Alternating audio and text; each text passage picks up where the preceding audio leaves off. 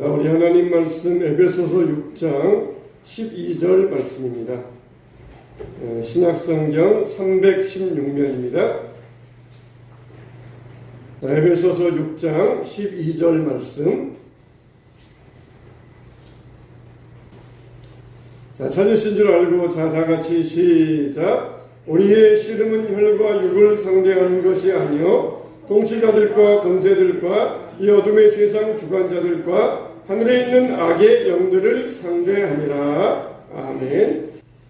자, 할렐루야. 우리 주님의 은혜가 함께 하시길 주님의 이름으로 축복합니다. 할렐루야. 우리가 흔히 6.25 전쟁을 잊혀진 전쟁이라고 이야기를 합니다. 우리가 벌써 72년도에 있었던 일이니까 벌써 잊을만도 하지 않습니까? 그런데 우리가 생각할 때에는 이 정부 차원에서 기념 행사를 하고 정부 차원에서 어떤 행사를 하고 그러지, 대개 우리는 어렸을 때나 우리 초등학교나 중학교 다닐 때 6.25 행사했었지 요즘은 하지도 않고 우리가 어른 된 다음에는 6.25 행사에 참여한 적도 없지 않습니까? 그래서 저는 그냥 정부 차원에서나 기념식하고 다른 단체에서나 개인적인 차원에서는 전혀 그런 일들이 없는 줄 알았습니다.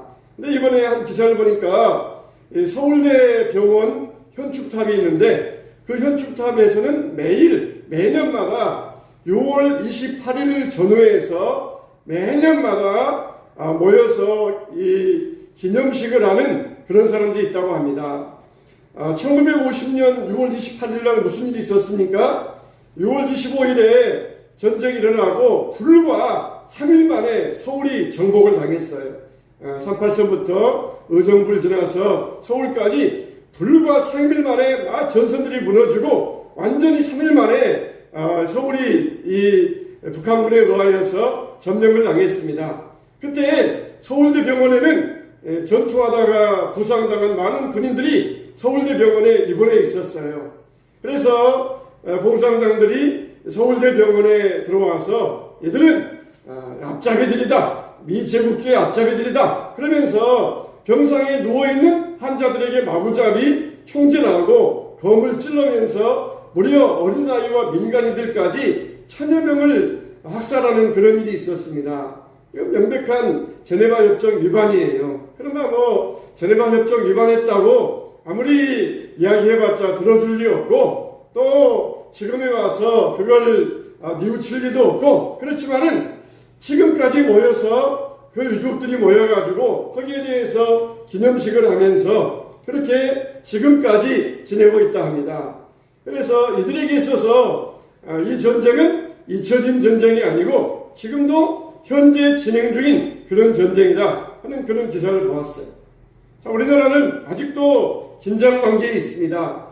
한쪽에서 미사일 쏘면은 또 한쪽에서 쏴요. 또 한쪽에서 군사훈련 하면은 또 한쪽에서도 대응하면서 훈련을 합니다.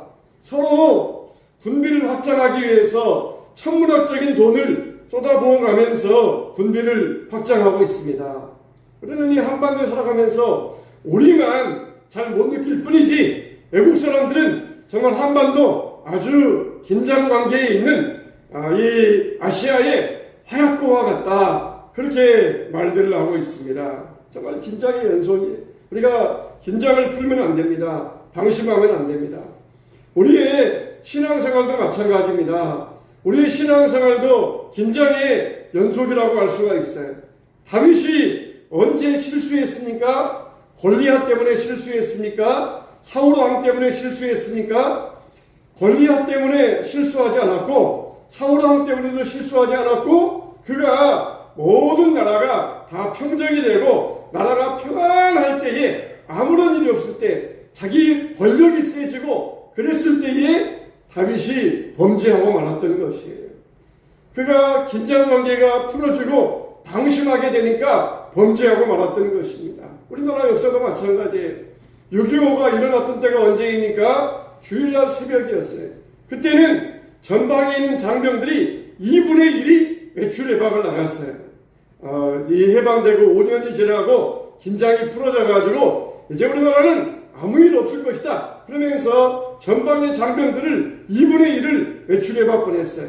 또 그때 남과 북에 남쪽에는 미군이 주둔하였었고 북쪽에는 소련이 와서 주둔했어요. 그래서 이제 해방된 나라 자력으로 다스릴 기력이 없으니까 북한에는 소련군이 와서 대신 다스려주고 미군이 와서 다스려주자. 그러다가 5년 지난 다음에 다 철수했어요. 그리고 에치슨 라인을 발표하면서 일본까지는 자기들이 전쟁을 시켜주지만은 이쪽 한국 쪽은 전쟁이라면 자기들이 안 지켜준다. 그런 에치슨 라인을 발표했어요. 그러니까 김일성이 이때다. 괜히 이때다. 미군도 없고 에치슨 라인 발표됐고 이때만 되면은 남한은 자기들이 점령할 수 있다. 그런 판단을 내리고 온갖 전쟁 물자를 다 쏟아부었던 것입니다. 긴장이 풀어져 있었어요. 우리 신앙도 긴장하면 안 됩니다. 하나님께서는 누구에게 상급을 주신다고 말씀하셨습니까? 요한계시록 2장 7절 한번 보겠습니다. 자, 앞에 나와 있어요. 자, 시작. 귀 있는 자는 성령이 교회들에게 하시는 말씀을 들을지어다. 이기는 그에게는 내가 하나님의 낙원에 있는 생명나무의 열매를 주어 먹게 하리라. 누구에게 생명나무의 열매를 주어 먹게 하신다고요? 이기는 자에게 하나님께서는 축복해 주시고 이기는 자에게 생명나무의 열매를 먹게 하여 주시겠다는 것입니다. 그러니까 우리가 이 땅 위에 살아가는 동안 우리 그리스도인들은 지금 전쟁 중이라는 것이에요. 우리나라는 지금 전쟁 중입니다. 전쟁이 끝난 게 아니에요. 휴전하고 있을 뿐이지 우리나라는 지금 전쟁 중이에요. 우리의 신앙도 마찬가지로 우리의 신앙도 영적 전쟁 중입니다. 전쟁이 끝난 게 아니에요. 지금 전쟁의 연속성에 우리가 들어와 있어요. 우리는 항상 긴장해야 되고 절대로 방심하면 안 됩니다. 마치 북한이 우리가 방심한 틈을 타서 침투해 왔던 것처럼 사탄도 항상 어디를 노리느냐? 우리의 뒤통수를 노려요. 뒤통수, 우리의 배후를 노리다가 우리가 방심할 때, 긴장이 풀어졌을 때, 그때 사탄은 우리를 침범해 들어오는 것입니다. 우리는 지금 영적 전쟁 중에 있다는 것을 잊으면 안 돼요. 그러면은 우리가 이 영적 전쟁을 우리는 친구들이 챙겨야 될 두 가지가 있는데 첫째는 뭐냐? 따라서 합시다. 더 강해져야 합니다. 네, 우리가 영적 전쟁 중에 있는 우리는 어떻게 된다? 더 강해져야 된다는 것이. 더 강해져야 됩니다. 우리 디모데후서 2장 1절 보겠습니다. 자, 앞에 시작. 내 아들아, 그러므로 너는 그리스도 예수 안에 있는 은혜 가운데서 강하고, 그 다음에 고린도전서 6장 13절 시작. 음식은 배를 위하여 있고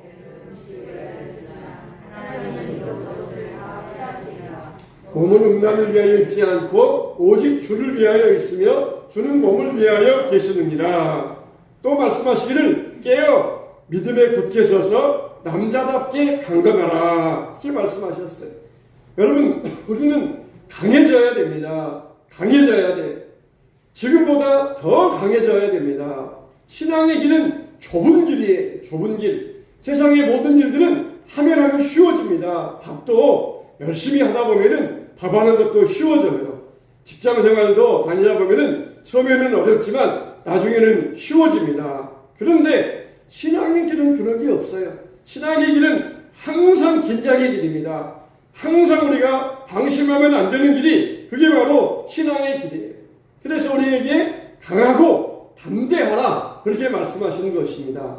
우리가 성장하는 나이는 20세까지입니다. 성장의 나이는 20세가 되면은 사람의 성장은 거의 그칩니다. 20세 되면은 키도 그치게 되고 몸도 그치게 되고 20세가 되면은 거의 그치게 돼요. 그 다음부터는 뭐 하느냐? 성숙의 길을 가야 돼요. 성장은 멈춥니다. 그 다음부터는 성숙의 길을 가야 돼요. 마치 우리 삶은 뭐냐? 호박 같아요. 호박은 애호박도 있고 늙은 호박도 있잖아요. 그렇지만은 늙은 호박도 익은 것입니다. 늙은 호박 되기 위해서 계속해서 성숙에 가는 것과 마찬가지예요. 늙었다 그래서 호박이 늙었다 그래서 이거는 썩은 거라 필요 없다 그렇게 말하는 사람 없어요. 늙은 호박이 더 맛있다 그러면서 늙은 호박을 열매로 여기고 따먹는 것이에요. 성장하지 않았다. 그래서 필요 없는 게 아닙니다. 성장은 언젠가 멈추게 돼 있어요. 우리 한국교회의 성장도 멈춰가고 있습니다. 이제는 우리가 뭘 해야 돼요? 성숙해야 돼요. 성숙. 익어가야 돼요. 익어가는 사람이 돼야 됩니다. 신앙의 길은 그런 익어가는 길이에요. 익어가는 길입니다. 늙어가는 것이 아니라 익어간다 그랬잖아요. 노사연의 바람에 나오는 것처럼 우리는 늙어가는 것이 아니라 익어가고 있는 것이. 하나님 우리를 보실 때 너는 정말 알맞게 잘 익었구나. 그러면서 우리를 열매로 따서 천국 창고에 들이시는 것입니다. 우리는 성숙으로 나아가야 돼요. 성숙으로 나아가는 길은 항상 좁은 길입니다. 성숙은 끝이 없어요. 성장은 끝이 있지만 성숙은 끝이 없습니다. 그래서 항상 우리에게 강하고 담대하라 우리에게 이렇게 말씀하시는 것이에요. 근데 교회가 강해야 되는데 완전히 교회가 허약 체질이 되었어요. 성도들의 신앙이 허약한 신앙이 되었습니다. 어느 때 보면 알 수 있습니까? 목사님 교회 가다가 교회 나와서 상처받았어요. 교회에서 상처받았어요. 그런 말 할 때 보면 알 수가 있어요. 어느 교회에서 성도들끼리 서로 대화하는 것을 목사님이 우연히 들으셨대요. 성도님들끼리 대화하는데 집사님 오늘 참 안내위원 하시면서 힘드셨죠? 고생 많이 하셨어요. 그런 말 들었는 것이 그냥 지나가다 들으면은 평범하게 안내위원 하신 분 정말 격려하기 위해서 힘내세요. 그렇게 하는 말로 들리지만은 그 말이 평범하지 않더라는 것이. 그래서 캐 물었더니 오늘 무슨 일이 있으셨어요? 캐 물었더니 한 성도가 이 안내위원 집사님에게 막 분을 내가지고 분풀이를 하더라는 것입니다. 막 무슨 일이 있었는지 그냥 안내위원 집사님에게 막 화를 내면서 막 소리를 지르더라는 것이에요. 그걸 옆에 있던 분이 듣고 예배 끝나고 난 다음에 서로 대화하면서 집사님 오늘 힘드셨죠? 힘내세요? 그러더라는 것이에요. 그래서 목사님이 위로해 주기 위해서 그런 일이 있으셨어요. 힘드셨겠네요. 몰랐네요. 제가 기도해 드릴게요. 그랬는데 오히려 그 안내위원 집사님이 자기에게 화내신 분을 두둔하더라는 것이에요. 두둔하더라. 아니 그분도 화낼만 하셨어요. 화낼 일이 있으셨으니까 그러셨을 것이에요. 이렇게 여유를 갖고 대하더라는 것입니다. 왜 그렇습니까? 영적으로 강하니까 그럴 수 있어요. 영적으로 강해져 있으니까 그럴 수 있어요. 안 그랬으면은 안내위원 집사님이 아이 정말 더러워서 못 살겠네. 내가 뭐 월급을 받나? 내가 여기에서 뭐 연봉을 받나? 내가 돈이 생기나? 내가 일한다고 뭐 누구에게 덕을 보나? 나 때려치워 안 하겠어. 아마 틀림없이 그랬을 것이에요. 그런데 이 집사님은 여유를 가지고 그분도 화낼 일이 있으셔서 그러셨을 거예요. 그러면서 오히려 그분을 두둔하여 주시더라는 것입니다. 얼마나 여유 있습니까? 얼마나 강한 자의 모습입니까?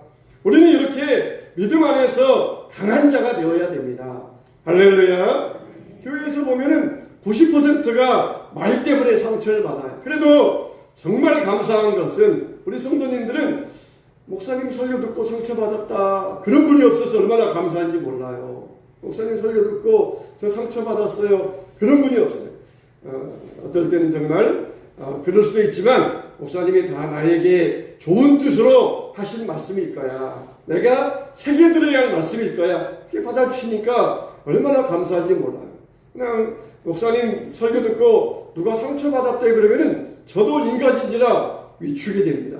다음에도 무슨 말 하면은 조심하면서 이 말 해야 되나 말아야 되나 그러면서 사람인지라 위축이 돼요. 근데 얼마나 감사합니까? 우리가 주 안에서 강건하다는 것 얼마나 하나님 앞에서 믿음의 축복인 줄 모릅니다. 아니 여러분들이 상처받았으면은 빨리 빨간 약 받으세요. 빨간 약 빨리 받으세요. 마음의 상처에 빨간 약 받으세요. 뭡니까? 예수 보혈을 받으시기 바랍니다. 할렐루야. 몸의 상처도 빨리 빨간 약 발라야 되고 마음의 상처도 빨리 빨간 약 발라야 돼요. 마음에 상처 있습니까? 예수 보혈로 주여 하나님 내 상처 치유해 주시옵소서. 할렐루야. 할렐루야. 따라서 합시다. 예수 보혈 능력 있도다. 할렐루야. 모든 상처에 만병통치약이 뭡니까? 예수 보혈 능력 있도다. 예수 보혈로 승리하게 주시옵소서. 예수 보혈로 물리치게 하여 주시옵소서. 상처 났으면은 바이러스 침투하기 전에 빨리 소독약 빨간약 발라야 됩니다. 마음에 상처 있는데도 가만 두면은 거기에 마귀가 바이러스를 침투시켜요. 그래서 야, 너 교회에서 그렇게 대우받아가지고 교회에서 너 그런 말 듣고 너 교회에서 사람들과 그런 관계 가지고 너 되겠어? 그러면서 거기에다가 바이러스를 침투시켜가지고 상처를 단단하게 만들어요. 빨리 빨간 약 예수 보혈을 바르시기 바랍니다. 예수 보혈로 사탄아 물러가라. 나는 이미 예수님께서 나를 온전케 하여 주시고 예수님께서 내 마음 만져주시고 나는 승리할 것이다. 그러면서 예수 보혈로 물리치셔야 돼요. 예수 보혈로 우리가 승리하게 되었습니다. 예수님이 어떻게 하셨어요? 자기를 향하여서 못을 받고 조롱하고 무시하는 자들 향하여서 하나님 저들이 몰라서 그럽니다. 저들의 죄를 용서해 주세요. 그러면서 기도하지 않았습니까? 예수님은 얼마나 강한 분이세요. 자기를 죽이는 사람을 향해서도 저들을 용서해달라고 기도하셨던 그런 강한 분이십니다. 우리도 예수님을 본받을 수 있어야 됩니다. 우리가 강해지기 위해서는 선으로 악을 이기라 그랬어요. 로마서 12장 20절로 21절 말씀입니다. 자, 시작. 내 원수가 줄이거든 먹이고 목마르거든 마시게 하라. 악에게 지지 말고 선으로 악을 이기라. 숯불을 그 머리에 쌓아놓는다. 참 이게 무슨 뜻일까? 해석들이 많은데 참 내가 볼 때 다 해석들 하나같이 뭐 그럴듯하지만은 그 해석이 중요한 게 아니라 아주 의미가 중요합니다. 숯불을 머리 위에 쌓아놓는다. 숯불이 우리 머리에 쌓으면은 얼굴이 뜨뜻해질 거 아닙니까? 얼굴이 뜨뜻해져요. 우리가 좋은 일 해서 자꾸 사람에다가 이 숯불 쌓아놓는 것처럼 하면은 사람이 얼굴이 붉어지고 부끄러움을 느낀다는 것이에요. 마치 숯불을 쌓는 것처럼 따뜻하게 사랑으로 품어주라는 것입니다. 사랑으로 품어줘야 돼요. 추운 사람에게 숯불을 올려주면은 얼마나 따뜻해집니까? 손으로 악을 이기라. 원수에게 숯불을 올려놓으라. 사랑으로 품어주라는 것이에요. 얼굴이 뜨뜻해지도록, 얼굴이 부끄러움을 느끼도록 사랑으로 품어주라는 것이에요. 그래야 변화가 되는 것입니다. 우리의 무기는 원수보다 더 강한 무기가 있어요. 바로 무엇입니까? 사랑이며 예수 보혈입니다. 사랑이 능력이에요. 예수 보혈이 능력입니다. 여러분에게 상처가 있을 때 빨리 예수 보혈로 물리치고 예수 보혈로 승리해야 됩니다. 할렐루야. 예수 보혈로 승리합시다. 할렐루야. 두 번째, 우리가 영적 전쟁에서 승리하기 위해서는 아군과 적군을 구별할 수 있어야 돼요. 6.25 전쟁에서 죽은 사람 가운데 100명 가운데 16명, 무려 16%, 100명 가운데 16명이 아군에 의하여서 피해 입은 사람들이라고 합니다. 이 6.25 전쟁 때 통계 나오기를 우리나라 군인이 60만 명이 죽었고 유엔군이 15만 명이 죽었고 그리고 민간인이 100만 명이 죽었어요. 민간인이 훨씬 더 많이 죽었습니다. 그런데 그때 아군과 적군 간에 구별을 못했어요. 전쟁터에 나가면은 서로 죽고 죽이는 싸움이에요. 근데 갑자기 자기 앞에 총든 시커먼 물체가 나타납니다. 그러면 뭐합니까? 막 총을 쏘기 시작해요. 나중에 봤더니 자기 아군이에요. 아군이 피해서 온 건데 총을 들고 피해 온 건데 적군이 온 줄 알고 총을 쏴서 아군을 죽인 경우. 깜깜한 밤에 시커먼 물체가 나타나니까 구별이 안 되니까 적군인 줄 알고 죽인 아군의 경우들이 너무 많이 있어요. 또 우리가 요즘 알려지는 역사 가운데 하나가 보도연맹이 있어요. 보도연맹. 이 보도연맹은 뭐냐면은 우리나라에도 남쪽에도 남노당이 있었어요. 남쪽 노동당에 가입해서 활동하는 노동당이 있었습니다. 근데 뭐 민주주의 되고 그러면서 그냥 그게 흐지부지 됐어요. 그냥 남노당은 다 무너지고 이제 북노당, 북쪽에만 노동당이 있고 남쪽에는 노동당이 없고 그냥 노동당에 가입했다가 나와서 흐지부지 돼 있었어요. 그런데 이승만 대통령의 지시로 보도연맹을 만들어라. 보도연맹을 만들어라. 남노당에 가입했던 사람들을 다 다시 보도연맹에 가입을 시켜서 이 사람들을 실체를 파악해라. 만일 전쟁이 일어나면은 북쪽에서 내려온 사람들이 남노당과 합쳐가지고 내분이 일어나니까 보도연맹을 만들려고 그랬어요. 그래서 이승만이 이제 수원에서 열차를 타고 부산으로 피난하면서 이들이 이제 6.25가 터져서 이게 지금 북쪽에서 북한이 내려오니까 이 남노당원이 또 일어나서 합세해가지고 남한을 혼란하게 될지 모르니까 남노당원들을 다 죽여라, 학살해라 그런 명령을 내렸습니다. 그런데 그 당시에 내무부 장관 명의로 다 남노당원들을 보도연맹에 가입시켰는데 그냥 이놈은 뭡니까? 경찰들, 공무원들 실적주의잖아요. 많이 가입시키는 게 실적이 있으니까 그냥 남노당원들뿐만 아니라 아무런 관계없는 아주머니들, 할아버지들 고무신 하나씩 주면서 보도연맹에 가입시켰어요. 심지어 공산주의자였던 서북연맹 이 청년들까지 다 돈 주고 이 보도연맹에 가입시켰어요.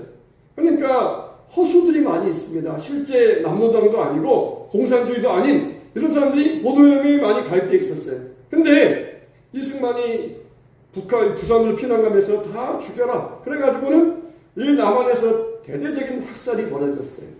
그걸 남한은 몰랐지 유엔군, 미군, 다른 나라에서는 이게 외신 보도를 타고 이게 남한에서 이런 양민 학살이 벌어지고 있다. 대대적으로 전 세계에 이런 보도가 나온 거예요. 남한에서는 이건 보도가 안 돼가지고 모르고 전 세계적으로 나갔어요. 그래서 유엔에서 미국 대통령이 지금 너희 나라 자유민주주의를 시켜주기 위해서 우리가 파병되어가지고 너희들 보호하는데 왜 너희들은 그렇게 양민들, 민간인들 학살하느냐? 만일 이러면 우리도 철수하겠다. 그렇게 이승만에게 이걸 타전을 했던 것입니다. 우리나라의 제주 4.3이나 여순반란이나 마찬가지잖아요. 물론 그 가운데는 빨치산도 있어요. 근데 그 가운데 얼마나 많은 수많은 양민들이 학살됐는지 모릅니다. 근데 원래 처음에는 북한에서 공산당들이 나가지고 북한 공산당들이 기독교인들을 핍박했습니다. 그때 수많은 목사님들, 장로님들이 이 순교를 했어요. 그때 북한에서 내려온 장로님 아들, 목사님 아들들이 뭐 했냐? 자원해가지고 부대 입대해서 켈로 부대가 된 거예요. 켈로 부대원들. 이 켈로 부대원들은 주로 이제 북한에서 내려온 목사님, 장로님, 집사님 아들들이 많아요. 그래서 자기들이 북한에서 처참하게 부모님들이 죽는 모습을 보고 왔습니다. 나중에 이제 인천 상륙작전으로 밀고 올라갈 때 켈로 부대원들이 올라가가지고 또 거기에서 처참하게 민간인 학살을 벌입니다. 그 이야기가 어디에 있냐면 황석영의 손님이라는 그 소설 속에 들어있어요. 이 손님이라는 주인공이 미국 가서 교회 장로님인데 이분이 켈로 부대원으로서 들어가서 북한에서 양민 학살한 이야기. 죄책감이 시달려가지고 도저히 한국에서 못 살아요. 그래서 미국에 들어갔다가 북한에 들어가서 그 모습을 보고 쓴 글이 손님이라는 책이에요. 그러니까 양쪽 다 마찬가지였습니다. 북한만 그런 것이 아니라 남한에서도 마찬가지였어요. 참 이 의로운 아벨의 피가 이 한반도에 얼마나 많이 뿌려졌는지 몰라요. 북한에서 시작했다가 남한에서 했다가 또 북한에서 했다가 또 남한에서 했다가 이런 일들이 얼마나 애꿎은 양민들의 학살들이 얼마나 많이 있는지 몰라요. 얼마나 많이 있는지 몰라요. 정말 의로운 의인 아벨의 피, 이런 피가 얼마나 이 한반도에 많이 뿌려져 있는지 모릅니다. 정말 전쟁 중에는 아군과 적군의 피야, 이게 구별이 안 돼요. 그래서 얼마나 많은 아군들을 서로 죽이고 서로 학살한지 모릅니다. 여러분, 정말 우리가 이 민족의 죄를 위하여서 기도할 수 있어야 돼요. 아버지들끼리, 우리 아버지와 옆집 아저씨가 막 대판 싸웠어요. 막 칼 들고 막 죽인다 그러면서 대판 싸웠습니다. 서로 그냥 천천지 원수가 될 정도로 싸웠어요. 근데 그 다음날 보니까 옆집 자식들이 놀고 있는 것이에요. 아버지들끼리 그냥 불이 나가지고 너 이놈 옆집 원수의 자식과 지금 뭐 하는 짓이야? 그러면서 막 그냥 자기 아들을 야단칩니다. 여러분, 아버지 때에서는 죽으라고 싸웠지만 자식 때에서는 싸워야 될 이유가 없잖아요. 정말 아버지 때에서는 피를 흘리면서 싸웠지만 자식들 때에서는 화해해야 되고 평화가 이루어져야 되지 않겠습니까? 같은 민족이에요. 저들은 적이 아니고 원수가 아닙니다. 정말 언젠가 이 나라에 정말 한팔선이 무너지고 남북이 자유왕래하면서 우리가 금강산도 구경 가고 개성도 구경 가고 신우주도 구경 가고 또 북한에 있는 우리 사람들이 내려와서 우리나라 공장에 와서 취직하면서 일도 하고 그런 날들이 왔으면 얼마나 좋겠습니까? 서로 나라가 아군과 적군을 구별할 수 있어야 돼요. 적이 아니에요. 원수가 아닙니다. 우리들 때에는 자녀들 때에는 화해가 이루어져야 돼요. 서로 평화가 이루어져야 되고 아버지 때에는 죽으라고 싸웠지만 자녀들 때에 와서는 화해와 평화가 이루어질 수 있어야 됩니다. 다윗이 왜 훌륭합니까? 다윗이 형들 안부 물어보려고 전쟁에 나갔는데 골리앗이 나와가지고 하나님의 이름을 저주하면서 이스라엘 백성들을 저주하는 것이에요. 그때 다윗이 저 할례 없는 자가 어찌 감히 하나님의 이름을 모욕하고 있습니까? 내가 가서 저 자를 쳐 죽이겠습니다. 그러니까 큰형 엘리압이 와가지고 다윗 자기 막내 아들 막내 동생 다윗을 막 꾸짖습니다. 너 여기 뭐하러 왔어? 너 철없는 거 아는데 전쟁 구경하러 왔구나. 여기 와서 너 지금 무슨 짓이야? 빨리 집에 나가. 그러면서 막 큰형 엘리압이 막내 동생 다윗을 막 꾸짖는 것이에요. 그럴 때 다윗이 어떻게 합니까? 다윗이 형과 싸우지 않았어요.